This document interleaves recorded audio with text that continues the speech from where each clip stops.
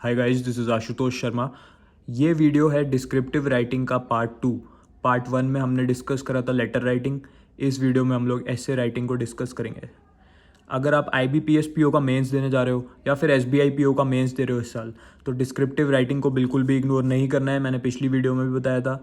इस वीडियो में मैं आपको एक एसे टाइप करके दिखाऊंगा पूरा लाइव इसी वीडियो में, एंड इसी के साथ मैं आपको वो सारी मिस्टेक्स बताऊंगा जो आपको नहीं करनी एग्ज़ाम में। कैसे एक परफेक्ट एसे लिखना है हमें एग्ज़ाम में, ताकि हम मैक्सिमम मार्क्स स्कोर करें डिस्क्रिप्टिव में।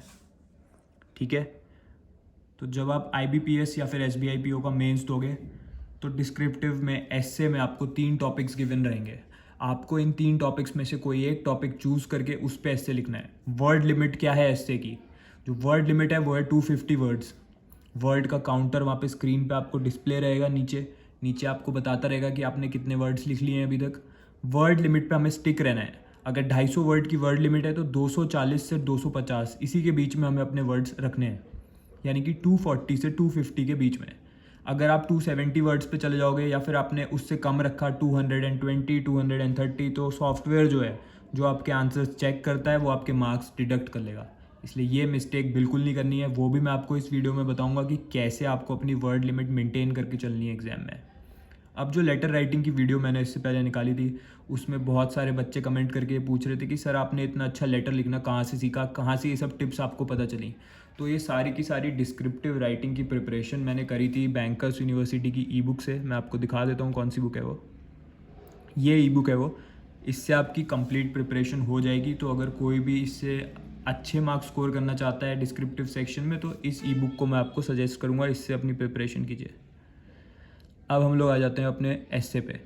तो आज मैं आपको एक एसे टाइप करके दिखाने वाला हूँ। ठीक है, टाइम लिमिट की बात करें तो कंसोलिडेटेड टाइम लिमिट रहती है एग्जाम में 30 मिनट की। 5 मिनट आप लेके चलिए कि 5 मिनट आपके किसी ना किसी वजह से वेस्ट हो जाएंगे, क्योंकि डिस्क्रिप्टिव राइटिंग जब होता है तब वहाँ पे बहुत सारे बच्चों के कीबोर्ड नहीं चलते, कोई टेक्निकल इशू आ जाता है यूजुअली। इसी वजह से 5 मिनट का हम टाइम ऐसा लेके चलेंगे कि अगर कोई इशू आ गया, in case technical issue exam के टाइम, तो भी हम अपना पूरा का पूरा डिस्क्रिप्टिव सेक्शन करके आएँ और प्रॉपरली करके आएँ, ताकि हमारे मैक्सिमम मार्क्स आएँ। तो हमारे पास सिर्फ 25 मिनट हैं। 25 मिनट में हमें लेटर भी लिखना है और हमें एसे भी लिखना है। अगर आप मेरी बताई हुई स्ट्रैटेजी से लेटर लिख रहे हैं, जैसा मैंने पिछली वीडियो में बताया था, तो आराम से 5 to 7 मिनट्स में आपका लेटर हो जाएगा। एसे के लिए आपको मिलेंगे 15 से 20 मिनट। तो आपको 15 मिनट में अपना एसे ईजिली आप कंप्लीट कर सकते हो। ठीक है, सबसे पहले बात करते हैं कि टॉपिक कौन सा चूज़ करना है। जो आपको 3 टॉपिक गिवन होंगे उसमें जैसे आप देखिए, फर्स्ट टॉपिक ऐसा होगा जो होगा रीसेंट न्यूज़ से रिलेटेड, और वो बहुत ही ज़्यादा हाई लेवल टॉपिक हो सकता है, जैसे कि role of international organisations amidst Middle East tensions. ये एक रीसेंट टॉपिक है, ये न्यूज़ से रिलेटेड है और ये एक हाई लेवल टॉपिक है। आपको इसके बारे में सारी डिटेल्ड इन्फो पता होनी चाहिए, तभी आप इसको लिख सकते हो। जो सेकंड टॉपिक है वो है बैंकिंग से रिलेटेड, डिजिटल पेमेंट्स। जो थर्ड टॉपिक है वो है एक वेग topic, government job versus private job which is better. तो अगर आप मेरे अकॉर्डिंग जाओ तो आपको बैंक से रिलेटेड टॉपिक चूज़ करना चाहिए, फाइनेंशियल सिस्टम से रिलेटेड, जैसे कि डिजिटल पेमेंट्स यहाँ पे गिवन है, क्योंकि ये एक जनरल टॉपिक है, ये एक एवरेज टॉपिक है, ना ही बहुत ज़्यादा टफ है ना बहुत ज़्यादा ईजी है। इसमें आप इजीली आप इसको कवर कर सकते हो अपने पेपर में। इजीली आपके माइंड में थॉट्स आ जाएंगे इससे रिलेटेड, क्योंकि आप बैंक की आपने बैंकिंग अवेयरनेस भी पढ़ी है, तो आप वहाँ से भी एग्जाम्पल्स इंक्लूड कर सकते हो इसमें।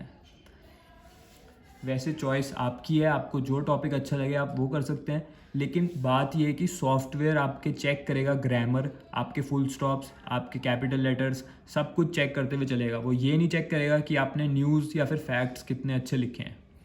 फैक्चुअल इन्फॉर्मेशन की इतनी ज़्यादा नीड नहीं है, बट हाँ, आप जो भी चीज़ लिखो वो एक स्ट्रक्चर में होनी चाहिए, एक प्रॉपर स्ट्रक्चर होना चाहिए आपके एसे का। तो मैं इस समय चूज़ कर रहा हूँ सेकंड टॉपिक, डिजिटल पेमेंट्स।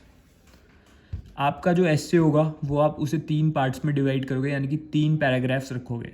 जो आपका फर्स्ट पैराग्राफ होगा वो होगा इंट्रोडक्शन का। इंट्रोडक्शन में क्या बात करनी है? इंट्रोडक्शन में हम लोग एक ब्रीफ आउटलाइन देंगे हमारे टॉपिक के बारे में। तो हमारा टॉपिक है डिजिटल पेमेंट्स।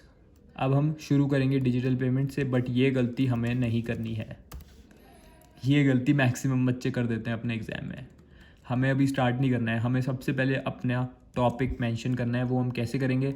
हम लोग उस टॉपिक को लिखेंगे यहाँ पे कि हमने कौन सा टॉपिक चूज़ करा है। हमने चूज़ करा है ऑप्शन बी, तो हम यहाँ पे बी लिखेंगे एग्ज़ाम में। उसके बाद हम नीचे जाएंगे नेक्स्ट लाइन में और वहाँ से हम स्टार्ट करेंगे लिखना अपना एसे। यूजुअली हम लोग क्या करते हैं, हम लोग अपना टॉपिक मेंशन करना भूल जाते हैं। अगर आपने अपना ऑप्शन मेंशन नहीं करा, इस बात को नोट कर लीजिए, अगर आपने इसको मेंशन नहीं करा तो आपका आंसर चेक नहीं होगा, और अगर चेक हो भी गया तो आपको मार्क्स नहीं मिलेंगे एसे के। ये मिस्टेक भूल के भी नहीं करनी है, याद रखिएगा। आपको अपना ऑप्शन मेंशन करना है जिस पे आप ऐसे लिखने वाले हैं। तो हमने बी ऑप्शन मेंशन कर दिया। अब हम स्टार्ट कर सकते हैं। फर्स्ट पैराग्राफ में हम सिर्फ 2 लाइन्स लिखेंगे। सबसे पहले हम लोग लिखेंगे एक जनरलाइज्ड लाइन जो करंट स्टेट को रिफ्लेक्ट करे, यानी कि डिजिटल पेमेंट्स। तो डिजिटल पेमेंट्स ने क्या करा है इस बारे में हम लिखेंगे, digital payments has transformed the way we carry out financial transactions in the 21st century। सबसे पहले हम लोगों ने इंट्रोडक्शन लिख रहे हैं। फर्स्ट पैराग्राफ हमने लिख दिया डिजिटल पेमेंट्स के बारे में, हमने सिलेक्ट करा था। Digital payments has transformed the way we carry out financial transactions in the 21st century. हमने एक जनरलाइज्ड लाइन दी, एक आउटलाइन दी कि डिजिटल पेमेंट्स ने क्या चेंज लाया है। अब हम बात करेंगे डिजिटल पेमेंट्स के बारे में कि डिजिटल पेमेंट्स है क्या। डिजिटल पेमेंट्स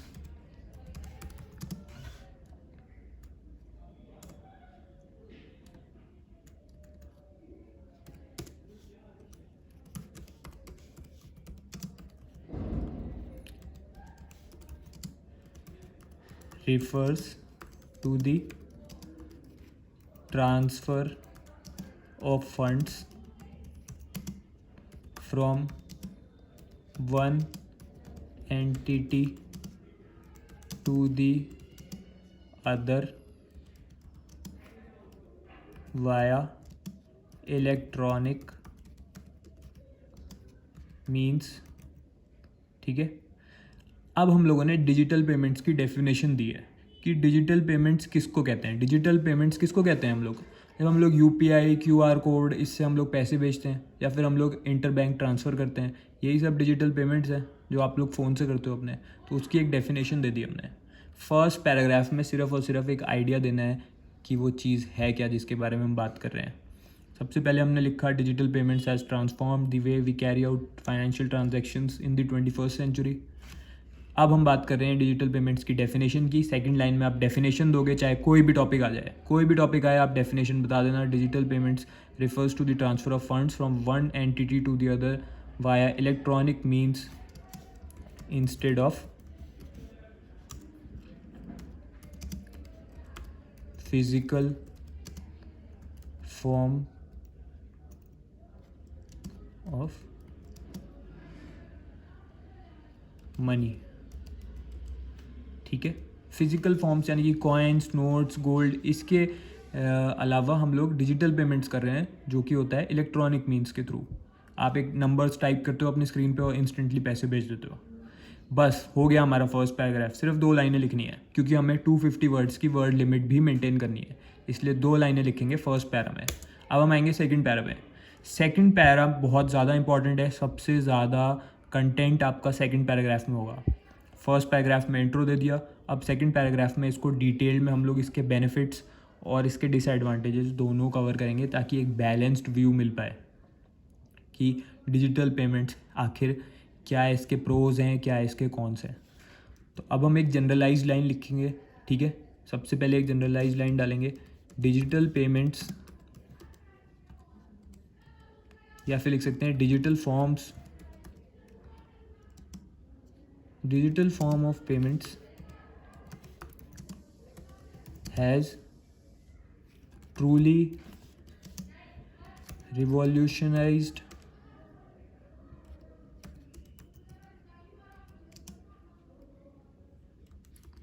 our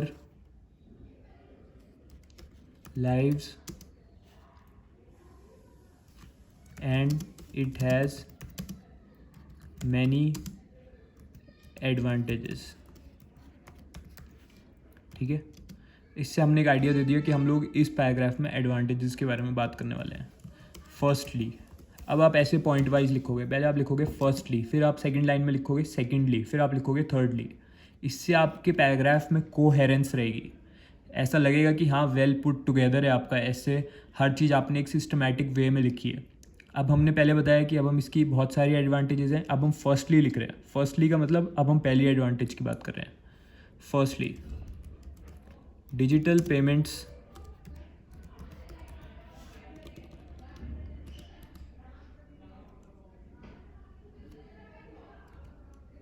अब ऐसे एग्जाम में अगर आप बैक स्पेस करोगे तो यूजुअली वो ऊपर जाके पुराने वर्ड्स को डिलीट कर देगा, तो आपको ध्यान से अपना ऐसे लिखना है। और अगर आपको वापस जाना है कोई वर्ड करेक्ट करने के लिए, तो आपको लेफ़्ट और राइट जो एरो कीज़ होती हैं आपकी कीबोर्ड में, उससे आप जा सकते हो, जैसे अभी मैं करके दिखा रहा हूँ आपको। ठीक है, और कोई मेथड नहीं है वापस जाने का, आपको एरो कीज़ के थ्रू ही आप वापस जाओगे।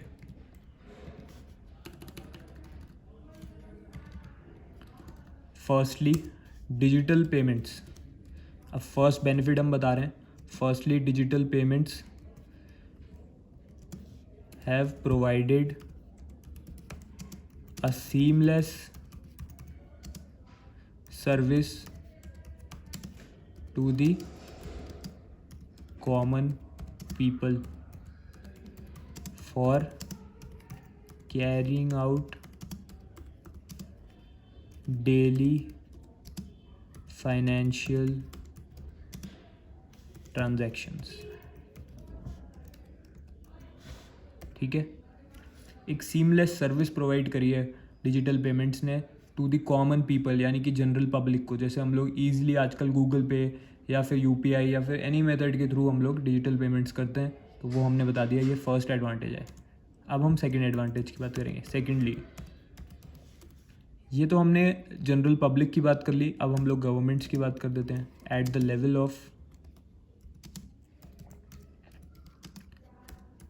गवर्नमेंट्स, कॉमा फुल स्टॉप बहुत ज़्यादा ज़रूरी है, मैं फिर से एम्फसाइज कर रहा हूँ। जैसे सेकेंडली लिखा तो उसके बाद कॉमा लगाया, at the level of governments it has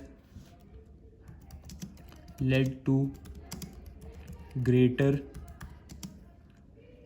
tax compliance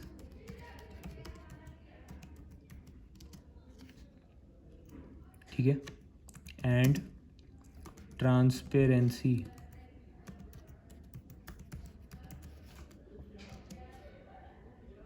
अब हमने बताया कि गवर्नमेंट्स के लेवल पे क्या बेनिफिट है कि टैक्स कंप्लायंस जो है वो बढ़ गई है, हर चीज़ का रिकॉर्ड होता है, ग्रेटर ट्रांसपेरेंसी है, because digital payments always leave a trail. Digital payments की हमेशा एक ट्रेल होती है, इजीली उसको ट्रेस कर सकते हैं हम, इसीलिए उसकी ग्रेटर टैक्स कंप्लायंस है और ट्रांसपेरेंसी भी है, तो गवर्नमेंट्स के लेवल पे भी ये बहुत ज़्यादा बेनिफिशियल है। अब हम लोग इसका तीसरा बेनिफिट गिना देते हैं एक और। थर्डली,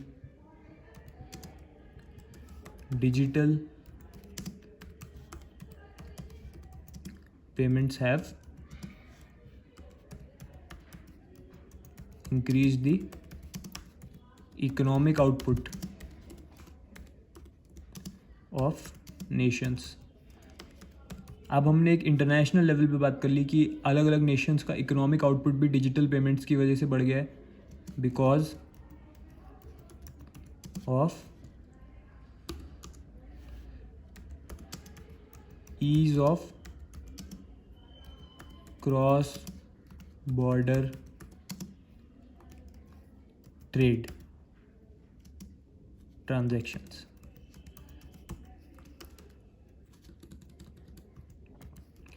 अब वो टाइम नहीं है कि आपको कोई भी ट्रांजैक्शन करना होता था तो आपको अपने बैंक को विजिट करना होता था। अगर आप एक बिज़नेस ओनर हैं, आपको अपना बिज़नेस ऑनलाइन ले जाना है, आप कोई इंपोर्ट एक्सपोर्ट का काम कर रहे हो, तो इजीली आप डिजिटल पेमेंट्स के थ्रू इंटरनेशनल प्लेयर्स को भी आप पेमेंट कर सकते हो, पेमेंट रिसीव कर सकते हो।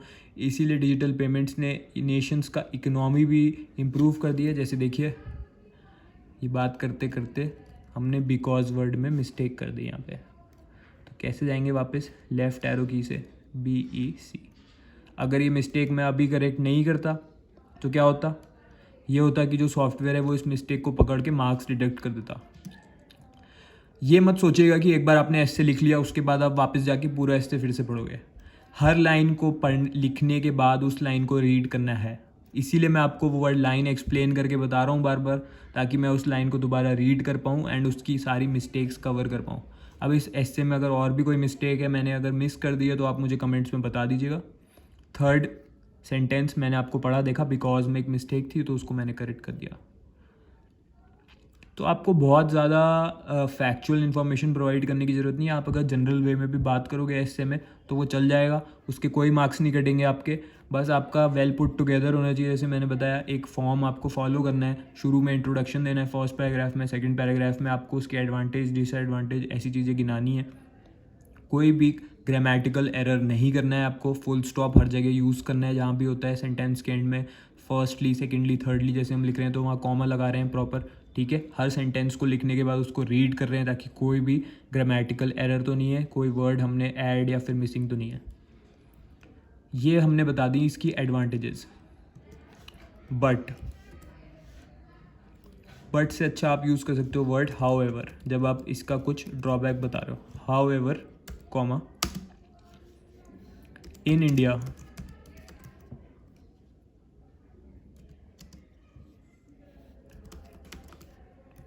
digital payments have a long way to go because, देखिए बिकॉज में फिर से मैंने एरर कर दिया, because of poor data connectivity in backward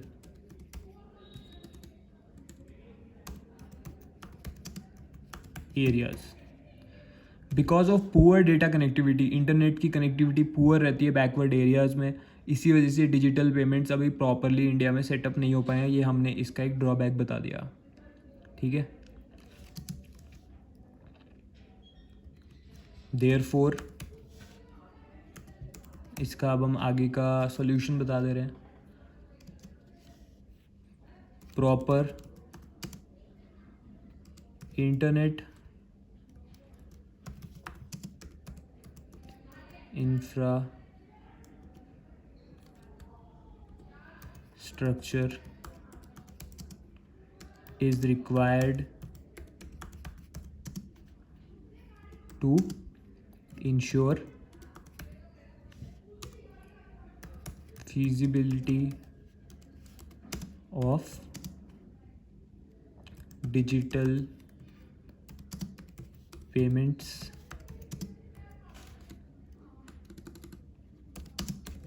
जब आप टाइप करोगे ऐसे जब एग्ज़ाम में, तो वहाँ पे बहुत सारे बच्चे एक साथ टाइप कर रहे होंगे, आपको सारे कीबोर्ड्स की आवाज़ सुनाई दे रही होगी। वहाँ पे आपको बिल्कुल भी स्ट्रेस नहीं लेना है, मैं आपको बता दे रहा हूँ। इसी के साथ आपको अपने एसे में इस बात का ध्यान रखना है कि कोई भी एरर ना हो आपसे। जो भी मैं एरर कर रहा हूँ वो मैं साथ के साथ ठीक करता हुआ चल रहा हूँ। ऐसे ही आपको भी करना है एग्ज़ाम में। ऐसा नहीं है कि आप बिल्कुल एरर्स को अवॉइड कर सकते हो, बट हाँ, जो भी आप एरर कर रहे हो उसको उसी टाइम पर आपको करेक्ट भी करना है। Therefore proper internet infrastructure is required to ensure feasibility of digital payments at all places in India। तो हमने इसका सॉल्यूशन भी दे दिया। विद दिस हमने इसको एंड कर दिया है। अब हम फाइनली थर्ड पैराग्राफ पे आ गए हैं, ठीक है। थर्ड पैराग्राफ में हम लोग एक फाइनल कंक्लूजन पे आ जाएंगे। अब हम लिख देंगे digital payments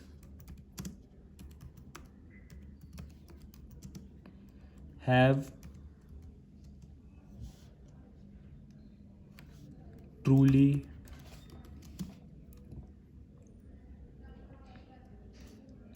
led to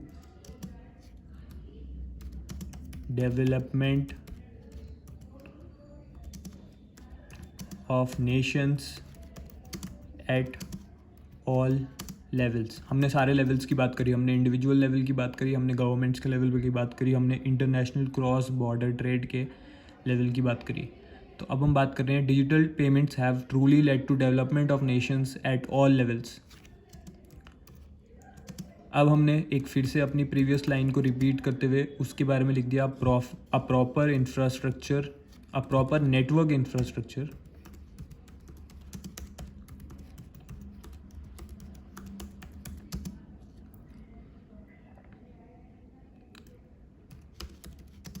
will ensure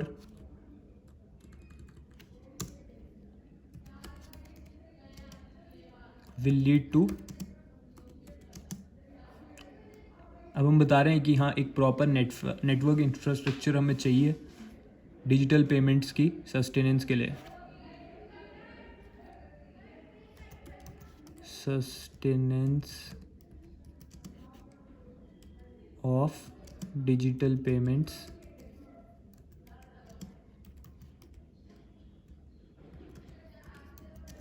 in the long term. That's it. 2 lines आपने लिखी इंट्रोडक्शन में, ठीक है। उसके बाद आप आए अपने सेकंड पैराग्राफ के ऊपर, उसमें आपको 6 to 7 लाइन्स लिखनी है, ठीक है। और थर्ड पैराग्राफ जो है वो आपका कंक्लूजन है, तो उसमें आपको 2 लाइन्स लिखनी है। आप टॉपिक कौन सा चूज़ करोगे? आप टॉपिक वो चूज़ करोगे जिसके बारे में आप इजीली लिख सकते हो एग्ज़ाम में। आपको बस उसी टॉपिक पे जाना है, ठीक है, उसी टॉपिक को पकड़ना है। अब बहुत से बच्चे ये जानना चाहते हैं कि सर सारे इंपॉर्टेंट टॉपिक्स कहाँ पे मिलेंगे जो एसए में पूछे जा सकते हैं इस साल। तो मैं फिर से इसी बुक के बारे में आपको बता देता हूँ, जो डिस्क्रिप्टिव राइटिंग की ई बुक है। इसमें देखिए, इसमें सारे के सारे लेटर के फॉर्मेट दे रखे हैं, कहाँ पे कॉमा, कहाँ पे फुल स्टॉप लगाना है, सब बता रखा है। सैम्पल लेटर्स दे रखे हैं आपके पढ़ने के लिए, आप वहाँ से लाइंस उठा सकते हो अपने एक्चुअल एग्जाम में।